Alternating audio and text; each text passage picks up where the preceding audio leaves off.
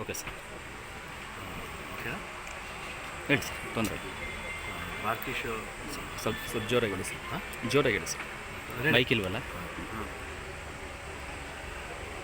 Dwarakish uncle ನಮ್ಮದಾಗಿ ಭಾಳ ನೋವಿನ ಸಂಗತಿ. ನಾವು ದ್ವಾರಕೀಶ್ ಅಂಕಲ್ ಇವಾಗ ನನ್ನ ಅವರು ಚಿಕ್ಕ ವಯಸ್ಸಿನ ನೋಡಿದ್ದಾರೆ.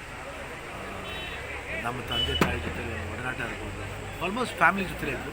ಫಸ್ಟ್ ಫಿಲಮ್ ಅವ್ರದ್ದು ದೂರದ ಬೆಟ್ಟ, ಅವಾಗಿಂದ ಒಂದು ಸಂಪರ್ಕ. ಅಪ್ಪಾಜಿ ಜೊತೆ ಆ್ಯಕ್ಟ್ ಮಾಡಿರೋ ವಿಷಯ ಸಿನಿಮಾಗಳು, ಯಾವುದೇ ಸಿನಿಮಾ ದ್ವಾರಕೀಶ್ ಅವ್ರು ಮಾಡಬೇಕಾದ್ರೆ ಅಪ್ಪಾಜಿಯವ್ರ ಫೋಟೋ ಹಾಕೊಂಡು ಫಸ್ಟು ಅದೆಲ್ಲ ನೆನ್ಪು ಬರ್ತಾ ಇರುತ್ತೆ.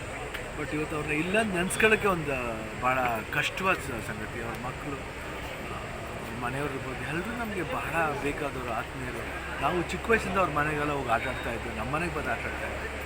ಇವತ್ತು ನಮಗೆ ಅವ್ರು ಇಲ್ಲ ಅಂತ ಹೇಳ್ಕೊಳ್ಳೋಕ್ಕೆ ಒಂದು ನೋವಿನ ಸಂಗತಿ.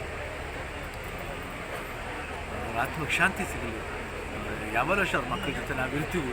ಯಾಕೆಂದರೆ ಅವ್ರ ಪ್ರೊಡಕ್ಷನಲ್ಲಿ ನಾವು ಅಷ್ಟೇ ರಾಕೇಶ್ ಪ್ರೊಡಕ್ಷನ್ ಅಂದರೆ ಒಂದು ಆಡಂಬರವಾದ ಪ್ರೊಡಕ್ಷನ್ ಅವ್ರದ್ದು. ಸುಮಾರು ದೊಡ್ಡ ಸಿನಿಮಾಗಳು ಮಾಡಿದವರು, ಸಿನಿಮಾಗಳು ಮಾಡ್ತಿದ್ರು.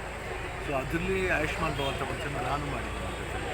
ಸೊ ಅವ್ರ ಫ್ಯಾಮಿಲಿ ಸಂಪರ್ಕ ಎಷ್ಟಿದೆ, ಮಕ್ಕಳಿಗೆ ಎಲ್ಲರಿಗೂ, ಸೊಸೈಟಿಗೆ ಎಲ್ಲರಿಗೂ ದೇವರು ತಡೆದ ಶಕ್ತಿ ಕೊಟ್ಟು ನಾವೆಲ್ಲ ಇದ್ದೀವಿ ಅವ್ರ ಜೊತೆ ಅಂತ ಹೇಳೋಕ್ಕೆ ಬಯಸ್ತೀನಿ.